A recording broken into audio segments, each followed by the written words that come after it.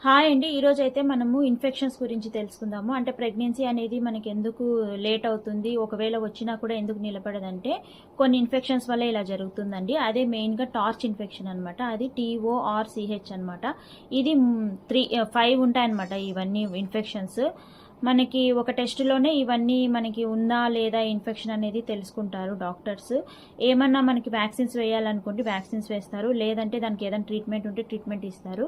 ఎందుకంటే ఇన్ఫెక్షన్స్ మన ద్వారా మన బేబీస్‌కి కూడా ట్రాన్స్‌ఫర్ అవుతుంది.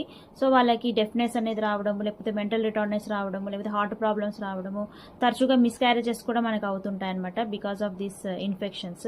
నెక్స్ట్ వెజైనల్ బర్త్ కూడా చేయరనమాట. అంటే నార్మల్ డెలివరీ అనేది చేయరు ఒకవేళ మనకి ఇన్ఫెక్షన్స్ ఉంటే. ఎందుకంటే దానివల్ల బేబీస్‌కి ఇది ట్రాన్స్‌ఫర్ అవుతుంది. ఇంకా మనము ఏదైనా క్యాట్స్‌ని గానీ, పెట్స్‌ని గానీ పెంచుకుంటుంటాం కదా! దానివల్ల కూడా వస్తుంటుంది. సో, ఏమైనా మిస్‌క్యారేజెస్ అవుతుంటే ఒకసారి టెస్ట్ చేయించుకోండి.